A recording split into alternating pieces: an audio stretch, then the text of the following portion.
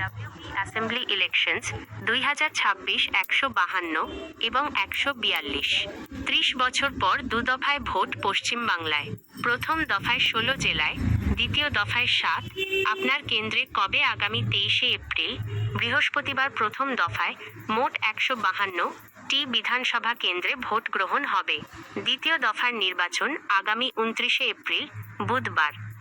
এবার দুই দফাতেই পশ্চিমবঙ্গের 294টি বিধানসভা আসনের নির্বাচন।